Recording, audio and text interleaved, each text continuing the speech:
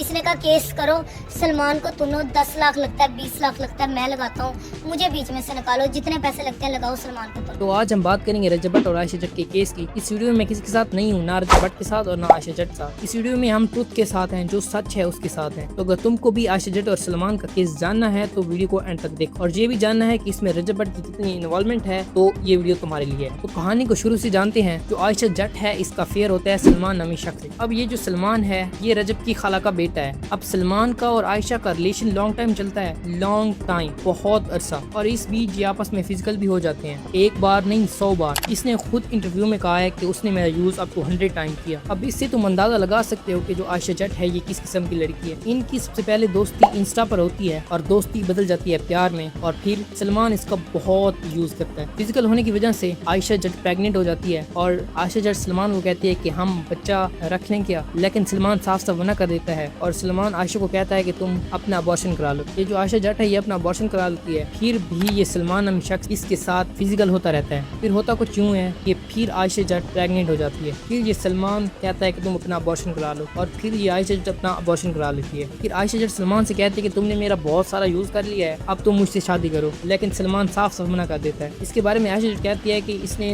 रजब भट्ट की वजह से मना किया है। रजब भट्ट ने इसको कहा है कि तुम मना कर दो, आयशा जट से शादी ना करो। और जो आयशा जट है ये केस कर देती है सलमान पर, और साथ में रजब पर भी ये केस करती है। सलमान पर ये रेप का केस करती है, और जो रजब की इन्वॉल्वमेंट होती है ये होती है कि इसने किसी बच्ची से मोबाइल लेकर उस मोबाइल को रीसेट किया है, और साथ में ये अदालत में ये बताती है कि रजब ने सलमान को मना किया है कि इससे शादी ना करे, वो तो मुझसे शादी करने के लिए तैयार था। तो इस सलमान को जेल हो जाती है, कुछ दिन ये जेल में गुजारता है, फिर इसको अदालत रिहा कर देती है। रजब भट्ट भी अदालत में पेश होता है, लेकिन इसके खिलाफ कोई सबूत नहीं होता, जिसकी वजह से जज इसको छोड़ देता है। जो मामला यहीं पर ठंडा पड़ जाता है। फिर 10 जुलाई की रात रजब इस आयशा जट को बुलाता है कि मुझसे सुलह कर लो, तुम टिकटॉक पर वीडियो बनाओ, ये जो मैंने रजब भट्ट पर केस किया ये सारा फेक है, और मैं अपनी वीडियो में तुम्हारी सफाई दे दूंगा। लेकिन जो आयशा जट है ये मना कर देती है कि मैं ऐसा काम नहीं कर सकता। तो फिर कुछ दिन बाद आयशा रात को उठती है लगभग 2 बजे। इसकी दोस्तें भी आई हुई होती हैं और इसकी बहन को लेकर ये एक होटल पर चली जाती हैं, जिसको वो कैफे का नाम देती है, और ये कैफे पर जाकर अपना खाना ऑर्डर करती हैं। और इसी बीच 2 लड़के और 2 लड़कियां आ जाती हैं। जो आयशा जट की सामने वाली टेबल थी ये उस पर बैठ जाते हैं, जो 2 लड़के होते हैं और जो 2 लड़कियां, और फिर आयशा जट की वीडियो बनाने लग जाती हैं। इनमें से एक लड़की उठती है और आयशा जट को एक जोर से चपेट मारती है, फिर इसके बालों से पकड़ती है और इसको धक्का दे देती है नीचे। फिर वहाँ से एक लड़का उठता है जिसके हाथ में पिस्टल होता है, और वो भी आयशा जट के बालों से पकड़ता है और उसको पूरे कैफे में घसीटता है। इस बीच ये फायरिंग भी करते हैं, और अकॉर्डिंग टू आयशा जट, ये बात आयशा जट ने इंटरव्यू में कही है कि उन्होंने वीडियो ओपन की और मुझसे कहा कि रजब भट्ट का केस खत्म करो वरना तुमको मार देंगे हम। ये फिर से पर्चा करा देती है रजब भट्ट पर, और रजब भट्ट पर जो पुलिस है ये इसके घर में रेड करती है, लेकिन रजब भट्ट गायब होता है घर से। रजब भट्ट घर में नहीं होता, और जो पुलिस है ये वापस आ जाती है बिना रजब को लिए। अब रजब पर पुलिस ने रेड की, इसका मतलब है कि रजब की इन्वॉल्वमेंट है, और ये किस हद तक है कितनी है ये तो अल्लाह ही जानता है। और जो आयशा जट है ये कहती है कि सब कुछ मैंने कानून पर छोड़ रखा है, जो भी होगा कानून देखेगा। असल में सच बात तो ये है कि जो आयशा जट है ना तो ये अच्छी लड़की है, और